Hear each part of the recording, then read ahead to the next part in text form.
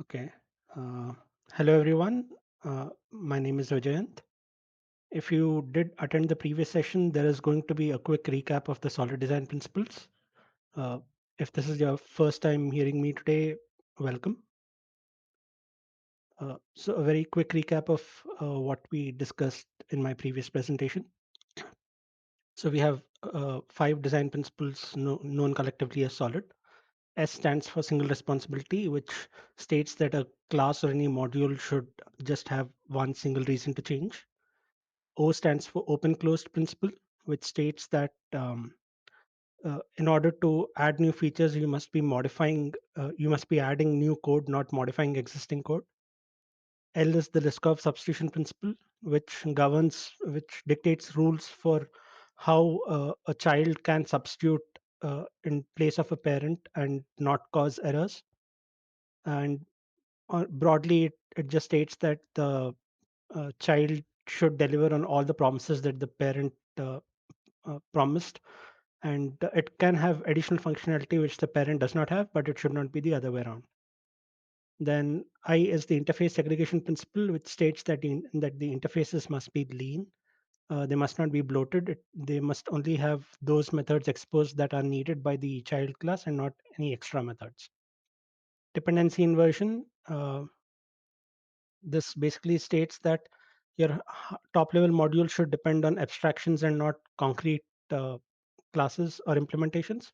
So that way it's easier to swap out modules at will. It does play a big role in plugin architecture. Now, the focus of this presentation is the LabVIEW File API. And those of you who have used the LabVIEW File API, I'm sure you will agree with me that it is very comprehensive. There are a lot of VIs, a lot of functionality embedded into the LabVIEW File API. In the interest of time, I'm going to be focusing on only a small subset of the functions, mainly open and close, read and write binary, and if time permits, the pre-allocated binary read from binary. A very quick introduction to the basic moving parts. Now, sorry, you can open a file from a path, and that will give you a file handle or a file ref num. You can use that to either read from the file, or you can use it to write to a file, and then you can close the file. Now, this is all well and good, but there are a few issues with this. The main one is that you can now uh, change the access permissions from read and write to read only, and LabVIEW will still run this VI happily.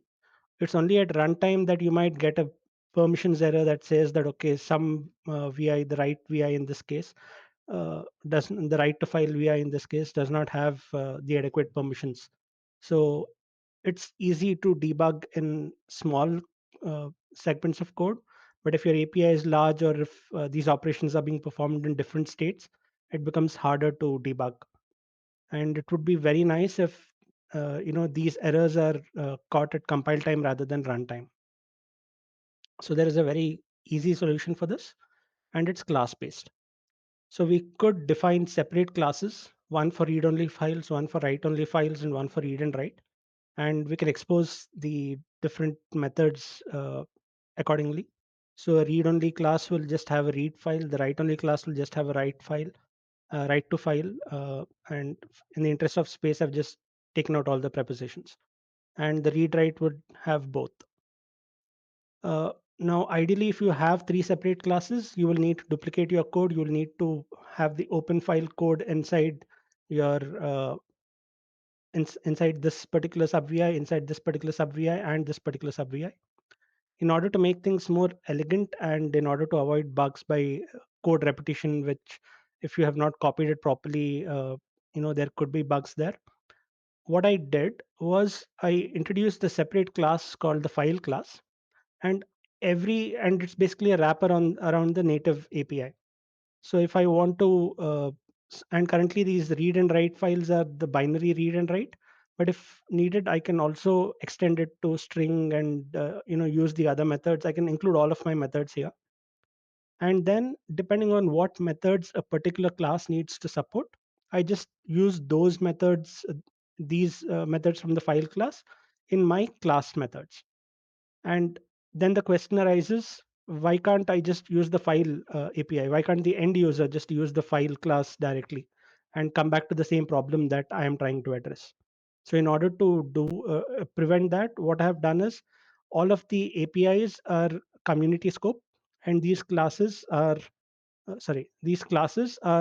friends of the of file class.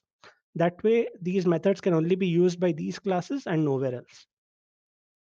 So doing that, we can you know solve our issue, but it becomes very hard. Sorry, I skipped one.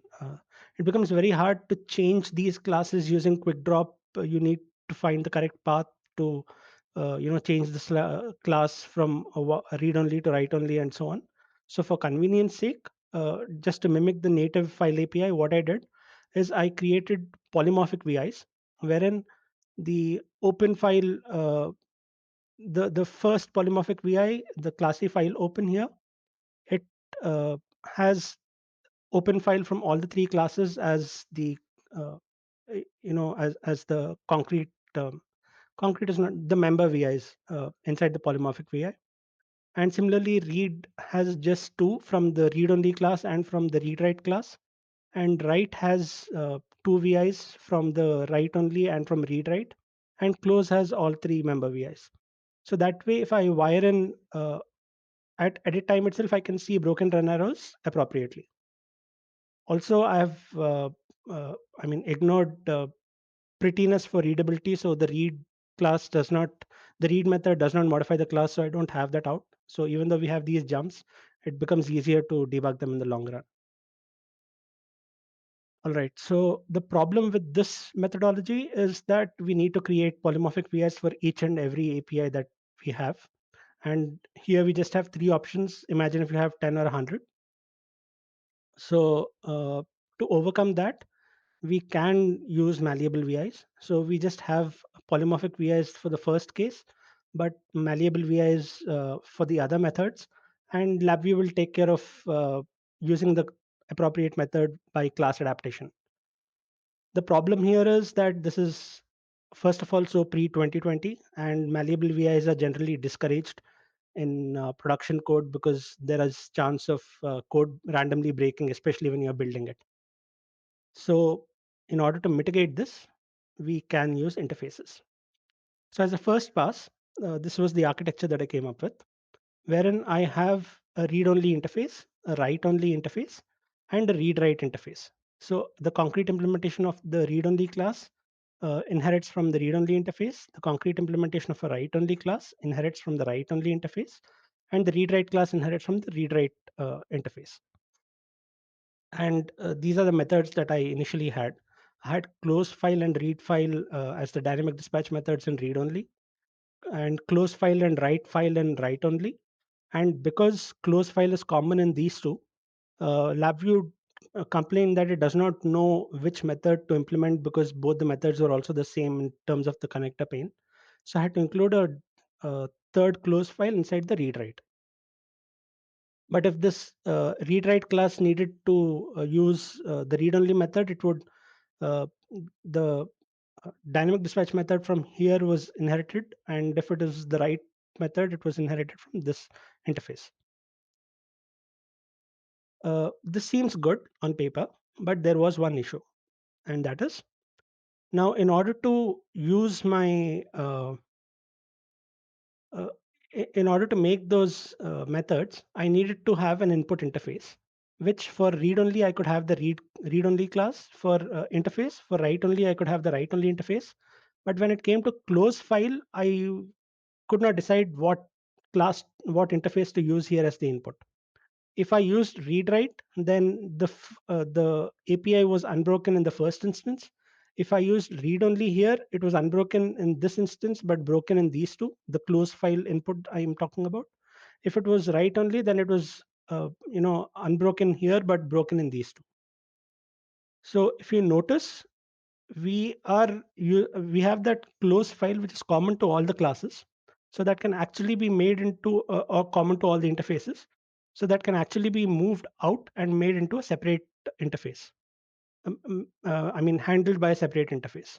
So when you do that, this is the revised architecture, wherein I have the close file being a dynamic dispatch method in the file handler, which was a new interface, and read only and read write and write only were all read only and write only were inheriting from file handler, and read write was inheriting from these two.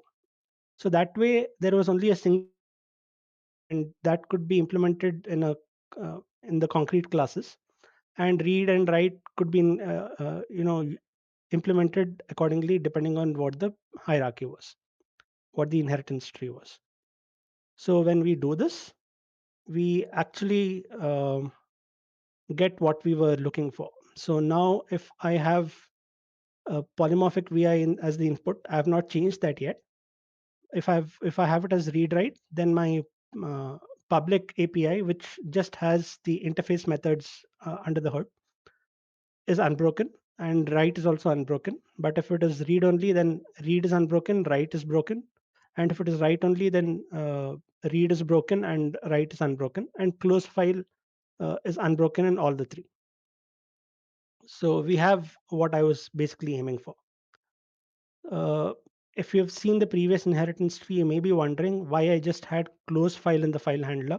Why not open file as well? I thought of the same thing, so I refactored my code to include open file too. I did not finish this code, but while I was finishing, adding and refactoring my existing methods, I realized that for open file to be handled by the file handler, all of the subsequent interfaces and the concrete implementation needed as their input the file handler. If it was read only or read write or write only, the wires were broken. And so if every input to every method is file handler, we go back to square one, wherein only at runtime we are getting the errors, not during compile time. So this goes back, it undoes whatever I was trying to achieve. So in this case, where we want only limited methods to be exposed as needed, we need to have something like a polymorphic VI to define what class is coming out. We could, if we have different inputs, use a malleable VI, but then that brings along with it all the problems of malleable VIs.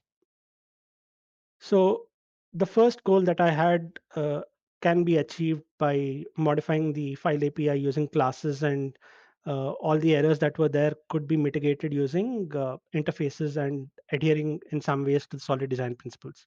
So for instance, if I go back a few slides, by moving the common methods that were being handled by different interfaces into a separate interface, I've kept my interfaces lean.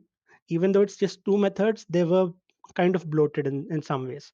So, uh, s- it's important to understand that many times when we are designing our architecture, it's not easy to realize what the common functionality is at the get go. So we should be open to refactoring and adding more interfaces in order to make our lives easier further down the line. All right. So the second problem that I wanted to address is a long-standing bug that LabVIEW has. Now, apart from read and write from binary or text, LabVIEW provides a separate VI called preallocated read from binary file. What this does, unlike the read from binary and write from read from string, is that it reuses the same location in memory every time. So that way, if I have say a 2 TB file and 256 GB hard disk, I can still scan through that file uh, in chunks without overloading my my computer. But there is a problem with this VI, and it's been there from LabVIEW 2018 or 2017 also. There was a forum post, and I have personally encountered this problem as well.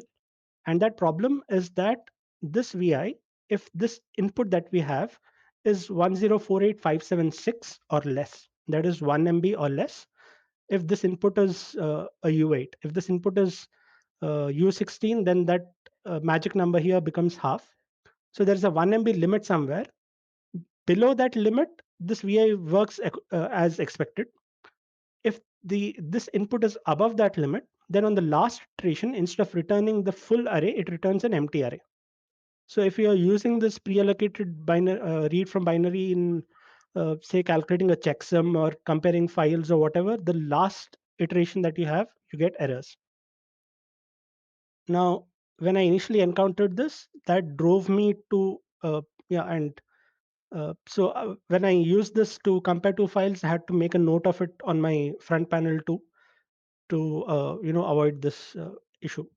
So because I mean, one thing is if you have a 1 GB file, scanning it in 1 MB chunks is very, very inefficient. So in order to avoid this error, that actually drove me to look at the .NET API. And a lot of the file API that we have with the LabVIEW, we have analogs in .NET. So this first uh, invoke node is basically to open a file, get the length of the file, close the file. This is, I think, asynchronous read, if I'm not wrong. This is the pre-allocated read from binary that we were just looking at, and most importantly, this doesn't have that issue, the bug that LabVIEW has. So if tomorrow I want to extend my LabVIEW file API to incorporate .NET, I can very easily have separate classes that are analogs of the LabVIEW classes that I just showed you. Maybe even extend it to string or whatever as need be.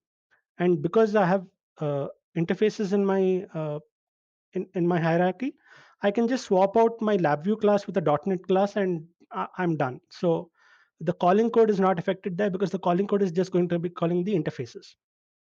Now, in the interest of time, I've not included that, but that is something that can be done. Now, all of this code is available on my personal repo, and yeah, this was basically all that I had. I mean, beyond work, even though I work full time with LabVIEW, I just keep tinkering around with LabVIEW, and this was all a product of that. So, any comments, any improvements, any criticism, brickbats, whatever I mean, I'm open to hearing them. That is my presentation. Oh, and we're almost at time too.